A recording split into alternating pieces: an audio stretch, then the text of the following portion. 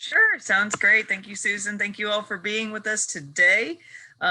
We are still looking at having some virtual events. Hopefully, we will be looking forward to having some in-person things coming up this year. We are looking forward to our first social coming up in just about a week. So be sure to look back at your emails and see about joining us at the Indigo Hotel rooftop so we can all have some great face-to-face time together. But today, let's get on with the programming. Ms. Susan, please welcome our new speaker. I'll be happy to. So thank you so much for being here at this joint session for PRCA West Alabama and AAFT. I'm Susan Poole, the VP for Programs with PRSA, sorry. We're really glad to have you here as our visitors today, especially. So we are joined today by Jameson Hayes, who's the Director of Public Opinion Lab, an Associate Professor in the Department of Advertising and Public Relations, and an Associate Editor for the Journal of Advertising. His research specialization is emerging media marketing, communication, and social media analytics, specifically examining the intersection of brand and interpersonal communication within emerging media and the resulting implications for advertising, marketing, communication theory, and practice. And he's going to be speaking with us today about actionable insights, telling a story with data. So Jameson, thank you so much for joining us. We're so glad to have you. Thanks for having me. Well, that was a mouthful. Boiled down, I studied social media and brands. That's it. And how they interact with people, which is kind of what social media is. Thank you so much for having me. I see several friendly faces from around the university, even within my department that I know well. I've never really done much. I'm an advertising guy, so PRCA is a bit new for me. But I was actually on the board for AAF in Tampa before I came to Tuscaloosa, so I'm familiar with AAF quite well. Actually, we won the national championship that year, much like Alabama does in football. So I traded AAF championship for football championships, and now I'm in Tuscaloosa. So, you know, I was asked to drop by because one of your members, actually, Susan Page, just took my class on analytics, insights, and analysis in our master's program and did quite well. And I'm just here to kind of give you my take on how we go about, how I think about teaching students how to derive actionable insights from research. And also, if we have time, you know, I think we'll pause and see, you know, where the conversation goes. But if we have time, I thought I'd show you a little bit about how we do that from a big data standpoint in the Public Opinion Lab as well today. So without further ado, I will see if I can figure out screen sharing. Like, I've been teaching online for 2 semesters and I still screw this up. So hopefully we will get the screen sharing working. And I'll have to swap the view because my computer is going to show you the opposite of what I want you to, but that's want you to see. But now we should be good. So I'm hoping, I can't see anyone, so I'm hoping that you're all seeing my PowerPoint. Yell at me if otherwise.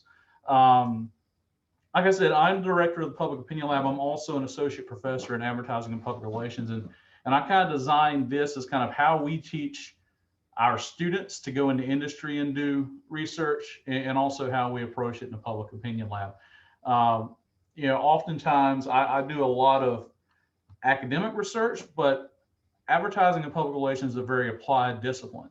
You know, so I teach students, if you're going to do research, make sure it's something useful. If you can't tell the brand the story and tell them what they should do with that information, then it's relatively useless, right? And the same is true for academic research, right? Why am I doing research on advertising if I'm not going to be able to tell practitioners what they should do based on what I did? So I always kind of start this conversation with first pointing out, okay, why is it that we do advertising and public relations research to begin with? And I'm going to show, you know, a few videos in this class where, you know, in this class, you can see it where my default is in this talk, because, well, we're talking about advertising and public relations, so we like watching videos and watching work. So, you know, you guys are all professionals, so you know this, but, you know, we use research for a lot of different reasons, right? We want to know what our publics want. We want to figure out suggested directions for our brand, or maybe even our organization if we're talking about internal communication. We want to be able to provide insights. We want to be able to prevent mistakes, right? If research can tell us if you do that, you're going to have a problem, then that's very helpful, particularly in public relations. Some people You know, you see some of the public relations catastrophes that come down, you're like, well, basic research could have told you that was a bad idea. But we often don't do that, particularly because of budget and time, right? And hopefully we can also improve efficiencies. You know, maybe we've been running one media plan for the last 2 years and it works, but through research, we could find that we could use these other channels that are just as effective and cost less and have efficiencies in the process.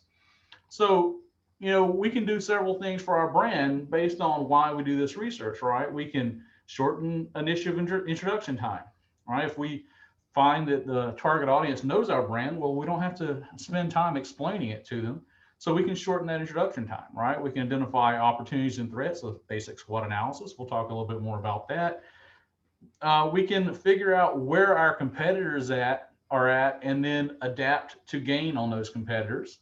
And then we can also figure out if our market's changing, right? We may have products that really hit our target market 10 years ago, but our target market changed. What they want has changed. One thing that jumps out immediately is corporate social responsibility. 10, 15 years ago, we didn't have to worry about those sort of messages, right? So when I think about this, you know, we need to, you know, it's one thing to do research and find these things out, but if we can't use it for these benefits, if we can't say this is what we should do with it, then it really doesn't matter. So what I kind of aim at is how can I use research to find that one insight that's really going to drive sales, that's really going to drive whatever the goals are. And from a campaign pitching perspective, if you're thinking about new business, being able to do that and say, this is what you need to know, and this is how we're going to strategize based on it. And otherwise, here's how we're going to make those insights that we just told you actionable and develop a campaign that's going to leverage those insights. That's how you're going to win business. And that's how you're actually going to have effective campaigns. So a great example of this I'd like to share is a She Runs campaign.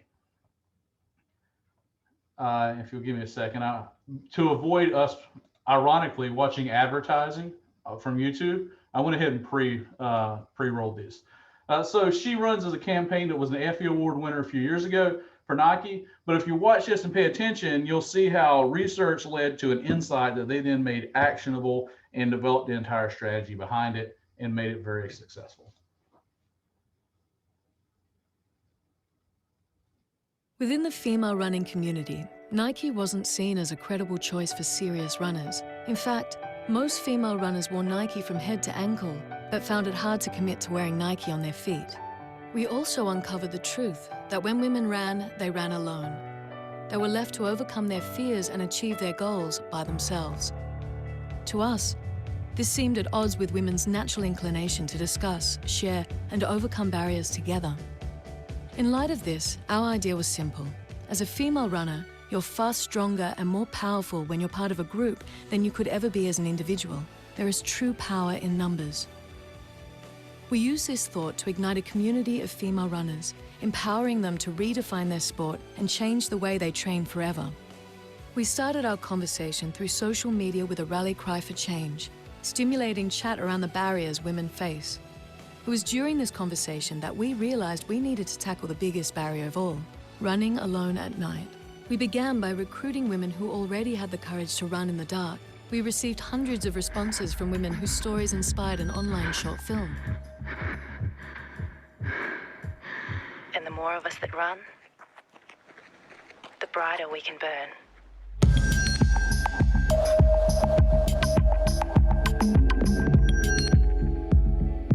Next, we challenged our community by announcing that we would hold a 13K night race for female runners.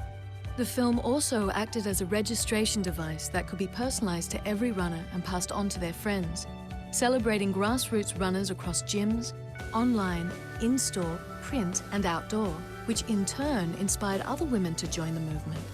Every piece of communication incorporated an invitation to a mini women's-only run club. Hey, I'm Daniela. I'm Grace. I'm Veronica. If you're interested in night running, then come for a run with us at Piedmont. Allowing women to not only train for the 13K run, but connect with other women along the way, trying to unite female runners at every touch point, enabling them a way to share their stories, goals, and achievements. Race night became a celebration. For one night, women turned the tables on the dark, We smashed down our own barriers too, exceeding all expectations and KPIs. For us, this demonstrates the power of a culturally connected idea, one that helps a community to form, shifts perceptions, and ultimately changes how people interact with a brand.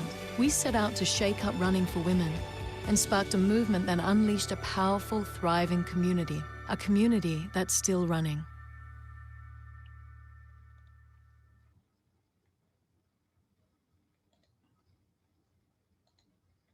Okay, so that's all great, right? They found something. Ooh, sorry, I have to swap my display settings again because apparently Zoom and PowerPoint doesn't work well together. So they found something that no one else knew. It wasn't anything about the product. It was simply a psychological barrier to using the product that they can then develop a campaign to take down that barrier. But they wouldn't have known that if they didn't do research and say, okay, how do we leverage this, right? How do we make it not just an insight, but an actionable insight? So, you know, I don't want to spend a whole lot of time talking about the differences in research, but I do point out this to my students, and I think it's, you know, important to point out that in advertising, we do applied research, right? As opposed to basic research, which is kind of like the academic research that I do a lot of the time outside the classroom. That's just about understanding humans. This is about, okay, how can we actually apply and create competitive insights? But more and more, you know, and some of the things we'll talk about a little bit later, if you think about AI and big data, it's now, how can we use the information we know to predict what's going to happen tomorrow? And that's really where AI comes in, which is becoming a bigger and bigger part of what we do.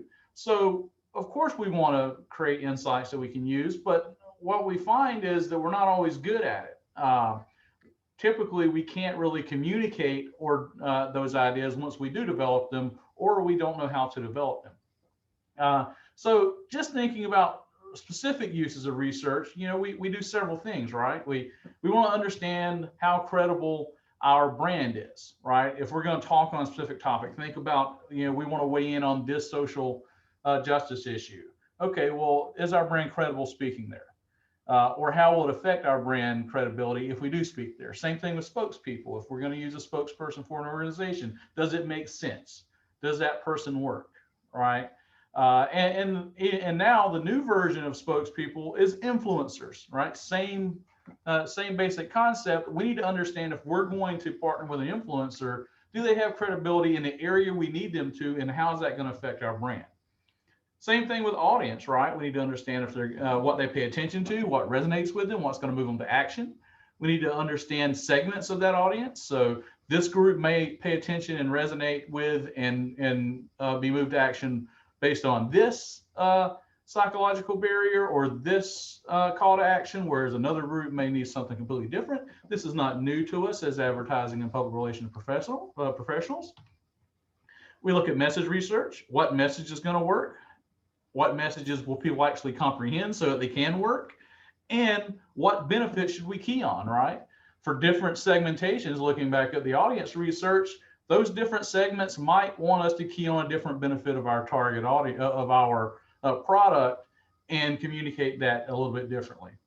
The same thing is true with media. We need to understand what media our audience uses, how trustworthy that media is, things of that nature. And finally, once we've done all that and created a campaign, we need to track it and know if it worked or not, right? The media plan, did people listen? Did people watch? Did people understand? From an overall campaign point of view, what are the goals? Did we meet those goals, right? So one of the key points I want to make here is that there's definitely a right and wrong way to use research. And I bet some of you have seen the wrong way several times in your careers.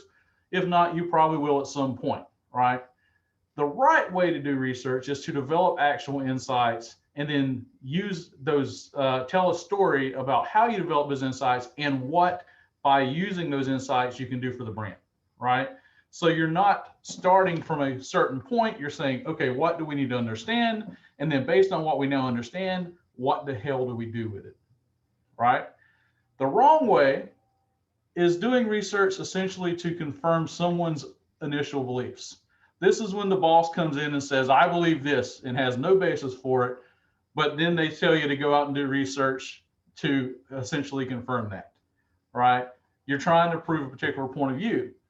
That's going to end up being a problem for the brand, because if you design the research in a way that's already biased because you're trying to confirm something that people already initially believe, as opposed to coming up with it and saying, here's the broad question, let's see what's out there, what's really the answer to it, then you're going to end up with biased research. You're going to end up with strategy based off of biased research that's probably not going to work if whoever's hunch isn't correct.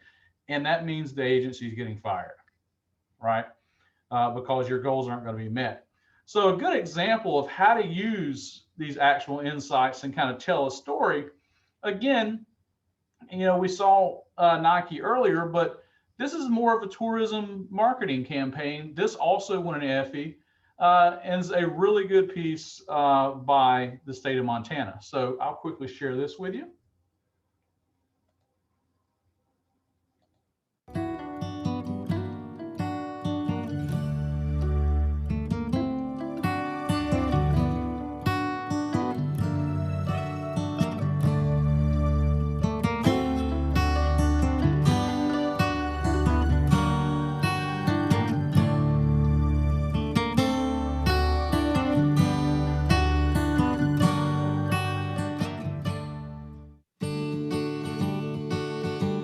Montana's mountains, wildlife, and big sky never fail to impress. But encouraging travelers to consider visiting Montana when they've never been is a different issue altogether. Research indicated that the average traveler's perception of Montana was that there's nothing there. In a travel industry obsessed with activities, entertainment, and 24-hour things to do, this could have been bad news. So how do you turn a potentially negative perception into a meaningful campaign? You tell your audience what they already know. There's nothing here.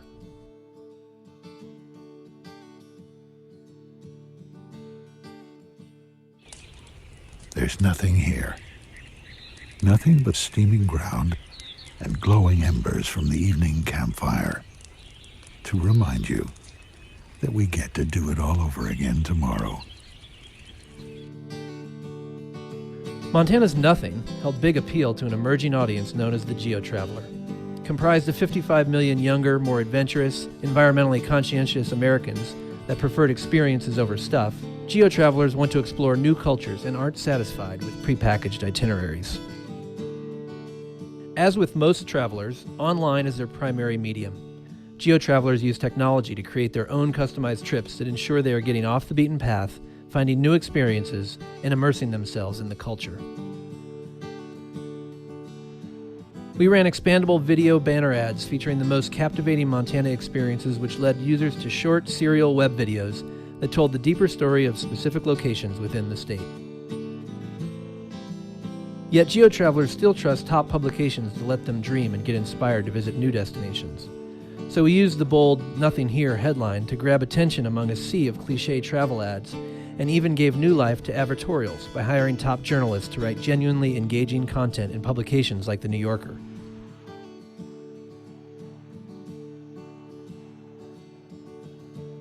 Out-of-home and radio buys in key feeder markets like Seattle, Minneapolis, and Chicago rounded out the campaign by using big, bold visuals of Montana's nothing throughout the urban landscape.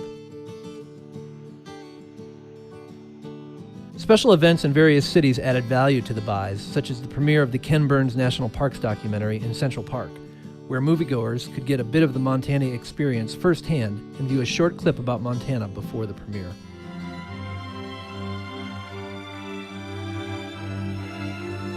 I firmly believe that this is one of the last greatest places on Earth. The difference in topography, everything is so dramatic. You just want to see before you don't have a chance to see it.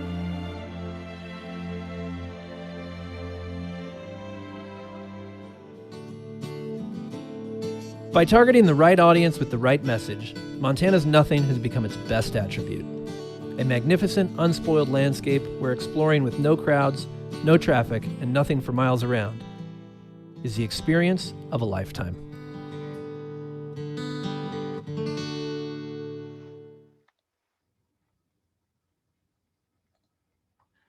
Okay, so again, one insight spawns an entire campaign.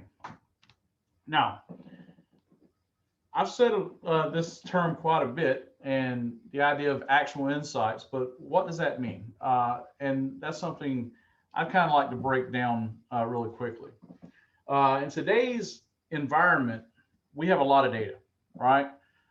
Whether that, several years ago, all that data was collected by us, or we still hire syndicated research companies to provide us that data, but now we have data flying at us from every channel we use, every social media channel.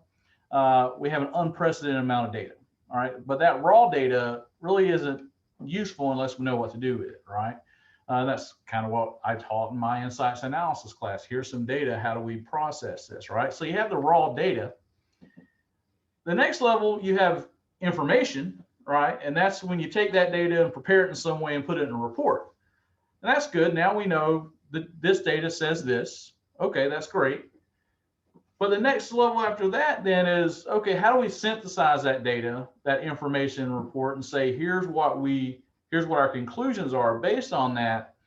And then the gold standard is, okay, now that we have those insights, how can we use that insights to answer the so what question, right?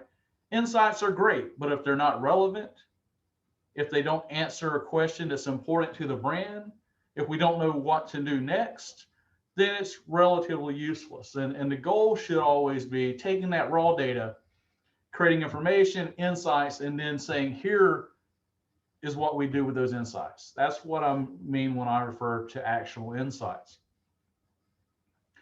So a few attributes of these actionable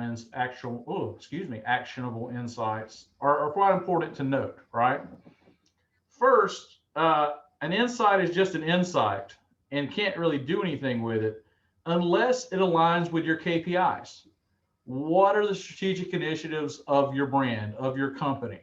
What are those key performance indicators? If the insight doesn't speak to one of those, then it's not really actionable, right? Because it's not something you're trying to accomplish for the brand. You just now know something, which is good to know, but it's not useful yet. You also need to be able to explain the context of that insight. In other words, here's why it's important, right? Which kind of ties to alignment, right? Is not really important if it's not aligned with those KPIs. It needs to be relevant in terms of time, but also delivered to the correct person, right? If the insight, if you find out, here's how we should do media, but we've already made all of our media buys, well, then it's not very useful. It's not an actual insight. It's an insight that maybe we can use in the future, but we've already spent that money now, right? At the same time, if you don't know who to target that actual insight toward, then it's also useless, right? An insight that means a heck of a lot to the creative team may not mean anything to the media team, right? So who's it relevant to? When do they need it? What is the relevance of the insight? It also needs to be specific, right? You need to be able to clearly explain, here is exactly why something happened. And because we now understand why that happened, we should do this, right? So specificity in terms of the actionability of that insight, where it should be applied at, is also important. It needs to be something novel, right? I always tell my students, if you're pitching a new client, you can assume that other agencies are also pitching that client, and the one who gets the new business is the one that's going to tell the client something they didn't already know, something that sheds new light on their brand, on their problem, and then says, based on this new information, this is what you should do, right? If you walk into a meeting, research, new business pitch, whatever, and tell the audience something they already knew, then they have no reason to hire you. Why would they hire you at all? You just wasted their time and yours. And finally, it needs to be communicated clearly. And this is something that I want to talk about for part of our conversation here. Oftentimes, we don't know how to actually communicate in a way that doesn't make people's eyes roll in the back of their head. Lots of data. I have no idea what it means. No idea what you're trying to tell me, right? So how can we clearly communicate it? So I want to talk first about developing those insights, and then I really want to get into how to communicate them, right? So when developing the insights, the first thing we need to do is say, okay, we're about to lay out a research program, we're about to analyze this data. The first thing we need to agree on is, what's the question we're trying to answer, right? And that may have multiple stakeholders, right?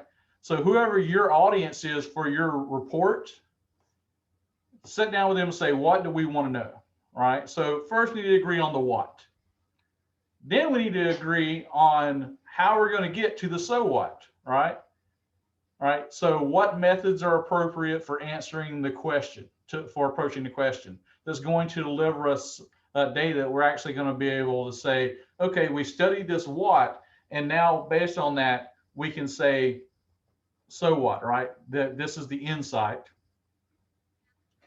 And then design any instruments. So design your survey, design your focus group. If you're talking about big data, design different packages you may use to analyze that data. Review the instruments that you created and say, okay, is what I am about to put in the field actually going to answer that question that we set out, right? Often you have no idea how many times I see reports from really smart doctoral students or really smart master students in the field, and they say, we want to know this, here's our research question. And then I look at their survey and I'm like, okay, where in that instrument are you answering the research question, right? So they're doing all this work and they're not really getting at what they tried to answer. Then you want to collect and analyze that data that you collect based on the instrument. And in the end, you need to be able to say, okay, we did all that. Here is how we answer that so what question. And more importantly, based on the answer to that so what question, here's what we do now. So you move from what, so what, to what now. What can the brand do based on what you just told them? What can the client do based on what you just told them? So I'd like to spend a few minutes now talking about how to communicate those insights once you develop them. And I hope you'll bear with me. I have yet another video. I think this is the last one I'm going to show you. It's a very simple video, but I like it because it's so simple. And it's actually made by Google.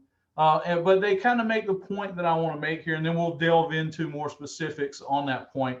So if you'll bear with me, the video runs for a few minutes, but it makes a great point about how you go about delivering that information. So I hope that it resonates with you all as well.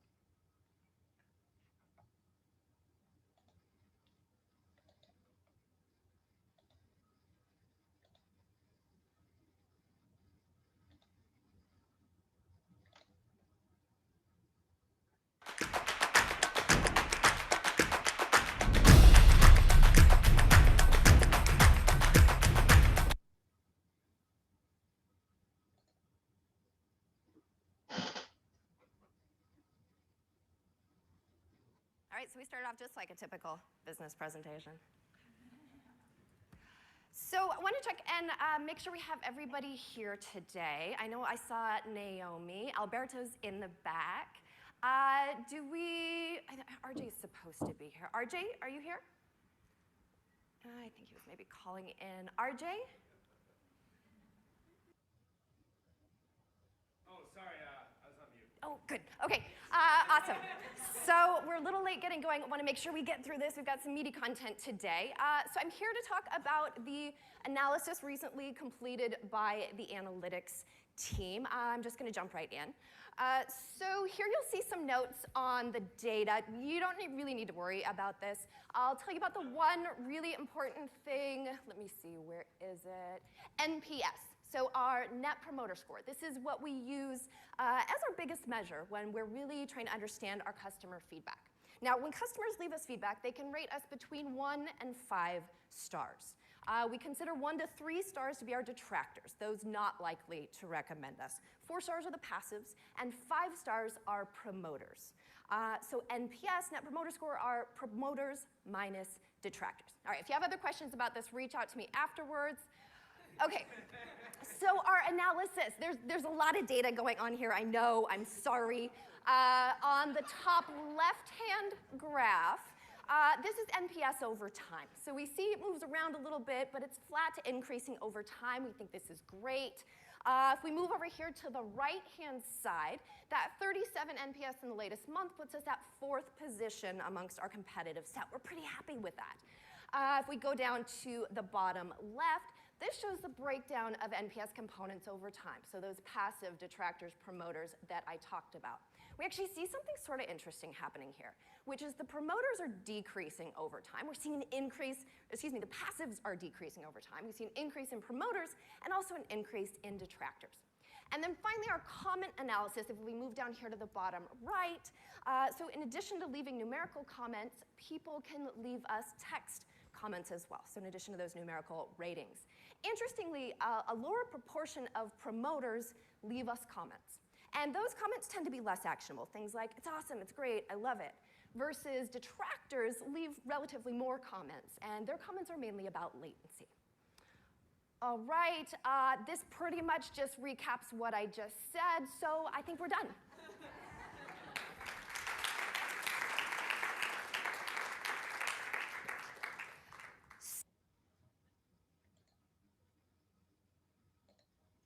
Okay, so what was the point of that? The point of that is, in a typical research presentation specifically,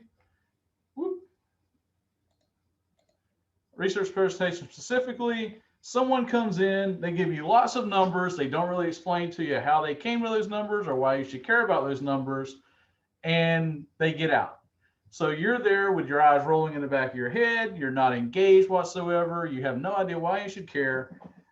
So they did a lot of work to develop insights, but they didn't communicate them well, and therefore they're going to be absolutely useless within that company.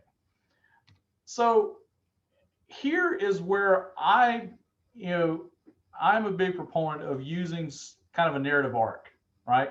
Tell people a story, give them a reason why they should care, explain why they should care. Don't just jump right into the data, right? So if you think about a story, like you would read your kid, or if you're a reader, every book kind of goes this way, right? First, you have a plot established. Here's what's going on.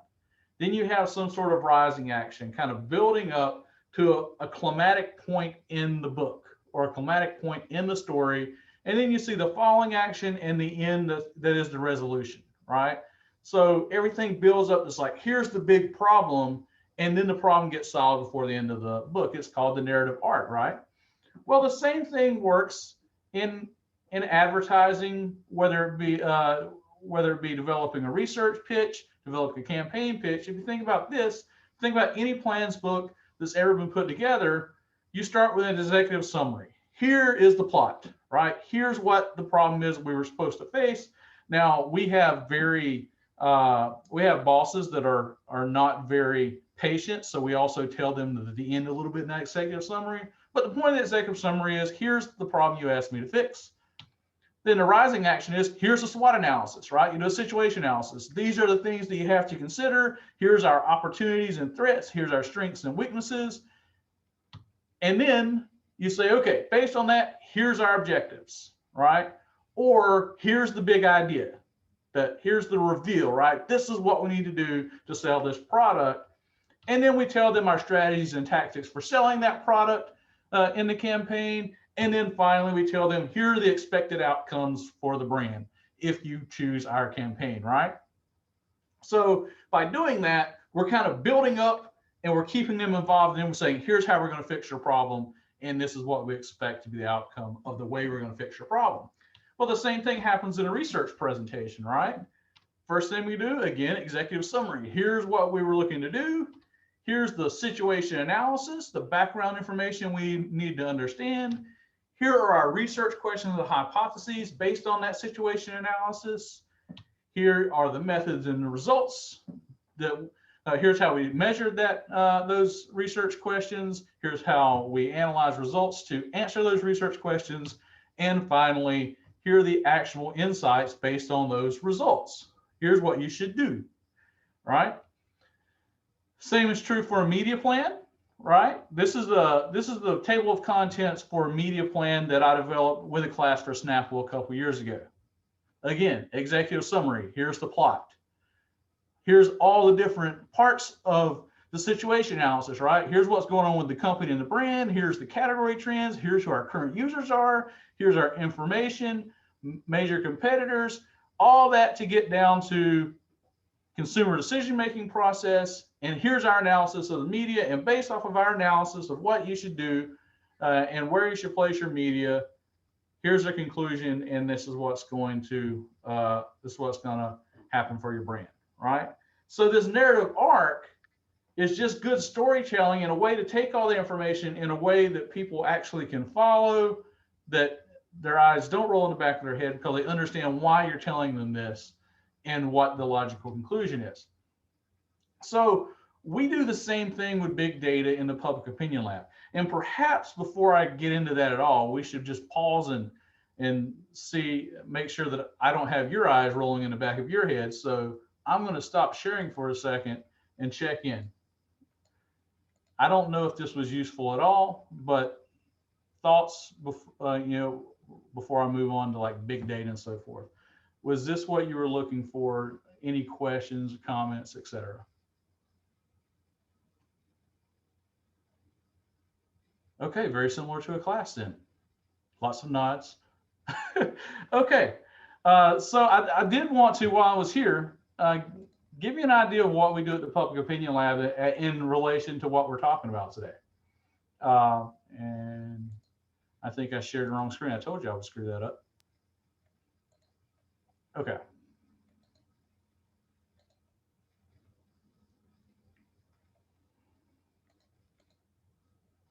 Okay, so the Public Opinion Lab is a state-of-the-art social media analytics lab here at UA. It's right across the building from where I am now.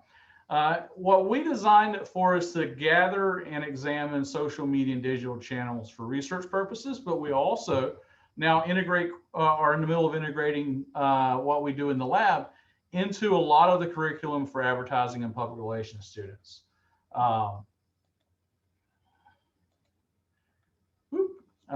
So our goal is to be able to monitor and do some advanced collection. I'll tell you what I mean by that. We want to be a hub for innovative research in terms of industry as well as academia. But number one, the thing that I noticed is that we have so many jobs in advertising that now go to computer scientists because they understand data. This is not something, actually, a lot of our students historically are scared of data, right? But they understand data, but the problem is they don't understand communication. They don't understand advertising and public relations. So our goal is to develop students who come out who are communication-oriented data scientists to take those jobs back. Because honestly, right now, if you can write an algorithm and understand how to communicate, then you can write your ticket in our industry.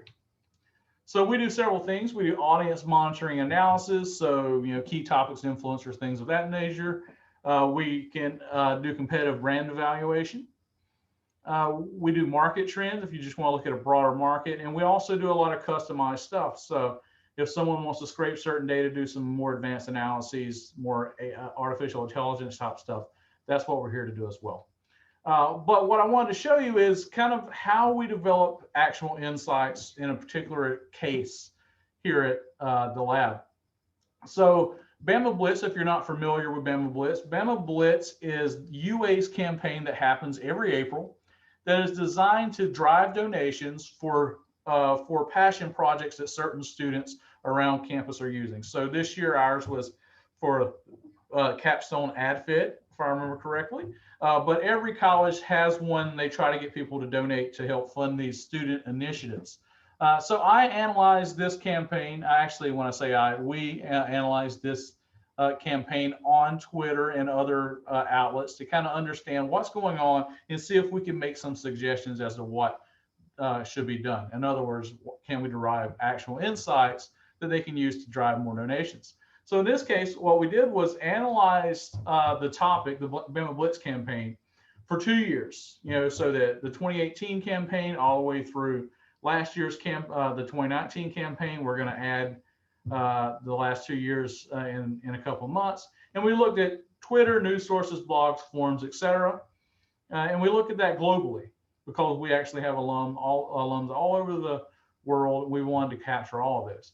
So we first, kind of gave them some basic things that you can get from any social media listening platform, right? So if you look demographically and age, you look at what time of day traffic is happening. You look at sentiment and emotion, day of the week that people are most engaged. Wednesday and Thursday are the ones that were really good. We looked at different topics within the conversation. So as you can see, Passion Project came up, Bama Blitz begins, and things of that nature. You're going to see this again in a few minutes.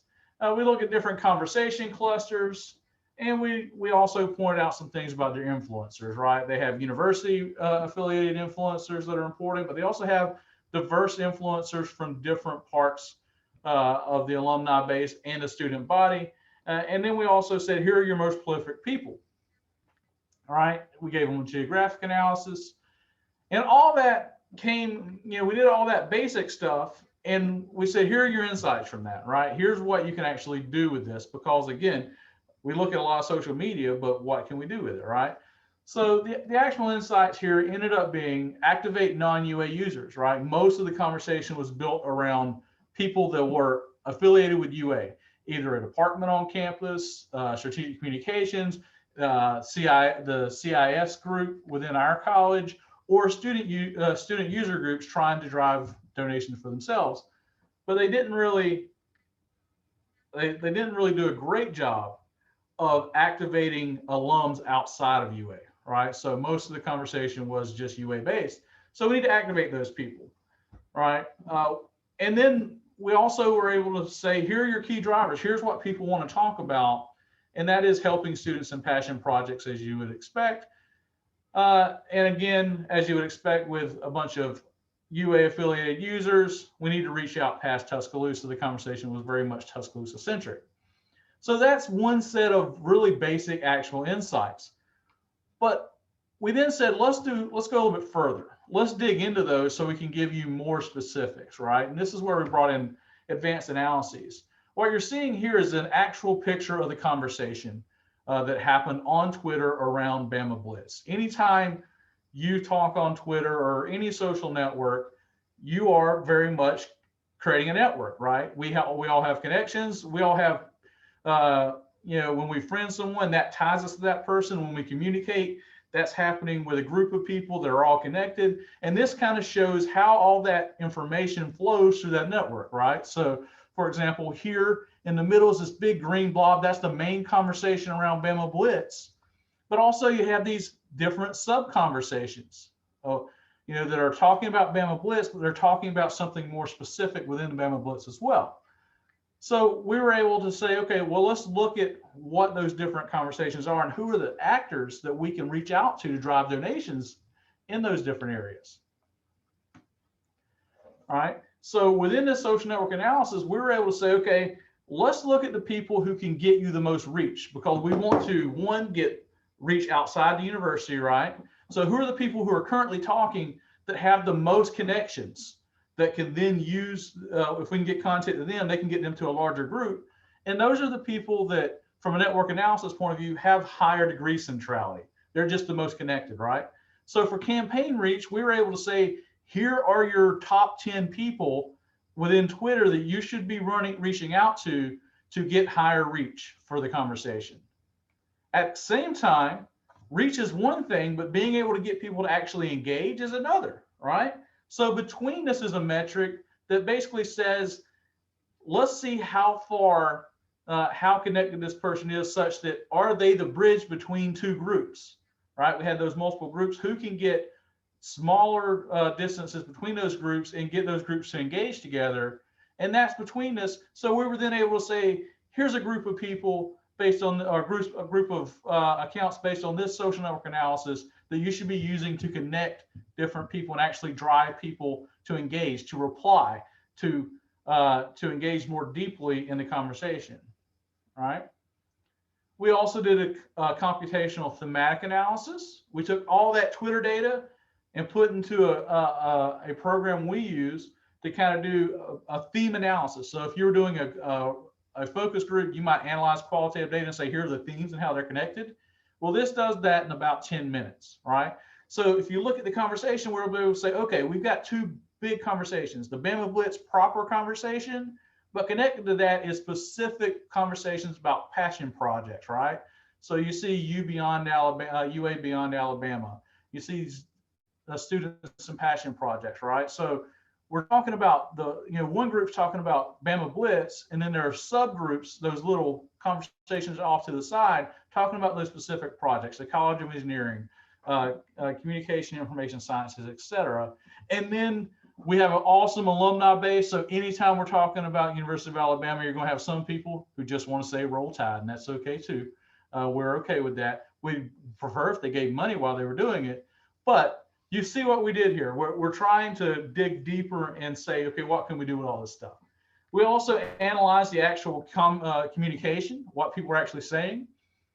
And what we found was that if you look here, these are some summary statistics about what the conversation was, what people were actually saying. And you'll see in a campaign that's geared towards driving donations for to help students, the communication is very inauthentic. 100 is a perfect score here. So 20 is 30% below the average authenticity score.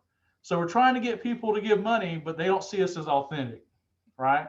At the same time, we're trying to get people to save money, to give us money, but the conversation is largely social and there's not a whole lot of emotion attached to it, right?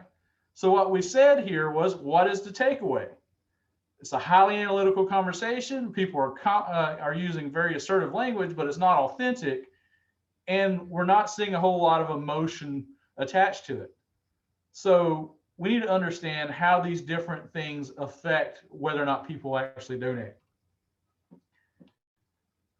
So we also created from the data, here's a list of terms you can use. So when you start crafting new language, when you start crafting tweets, your new creative that needs to be more authentic, here's the words you can use to resonate with the group, because here are the most used words in the conversation. So if you use these words, it's going to hit home. These are the words that they tend to use the most. Now, I'm going to skip ahead just a bit for time purposes, because I want to get to this important point. You can do all those analyses, but if you can't say what you need to do, if you can't make those insights actionable, then they're useless. So what we told the Bama Blitz group was, you need to leverage your high reach people and your high engagement users to create reach and engagement with a campaign. You need to activate influential donors who can get us to other people, but we also need to look at those non-donors who are highly connected to cultivate more engagement and more donations. And we need to use more authentic and emotional language to drive those donations. And then the next level is using artificial intelligence, understand how those different network and metric characteristics lead to reach and engagement that will then lead to more donations and higher donation sizes. So if I just showed you probably a lot of pretty advanced analyses, but at the end of the day, it's still, what can we do with those analyses? What are the actual insights? So the point I'm trying to make through all of this is, in other words, what are today's actual insights? Actionable insights have to directly impact strategy. If you can't explain to the brand or explain to the audience, here's what we did, here's why we did it, and based on that, we know this, and this is what we should do, then it's relatively useless. Developing actual insights requires designing the research correctly, designing the analyses to answer those questions correctly. But if you do that, you can then communicate those insights through a narrative arc that will make your audience actually understand what's going on. It will resonate with them, and you'll have a more impactful presentation and a better shot at being successful if you're pitching a research project or a campaign based on that research. So that's my thoughts. I hope this is what you all were looking for, and I hope it was useful.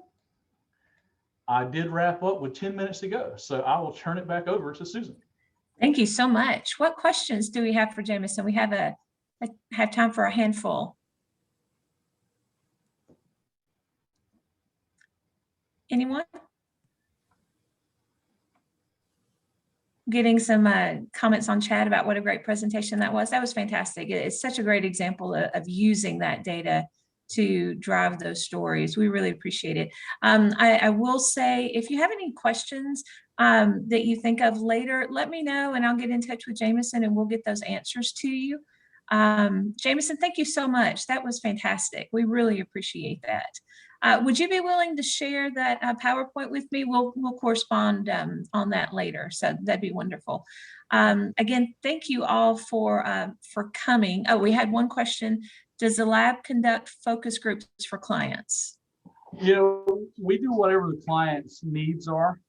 So if we don't have someone, we actually have qualitative specialists in the college. So if it's something that's out of the direct wheelhouse of the lab, we reach out to someone. For example, Laura Lemon is an excellent qualitative scholar, and we work with the client and say, what are your research questions? What's needed to answer those? And then develop a solution for you. So absolutely, just reach out to us. In fact, our website is very easy. It's publicopinionlab@ua.edu, and you can find us there. Awesome. Well, thank you so much. I hope everyone has a chance to come back and join us. For those of you who are here from AAFT, we really appreciate you being here. Next month, we're going to have Carolyn Mason from Randall Riley, who's going to be speaking with us about content marketing, content management.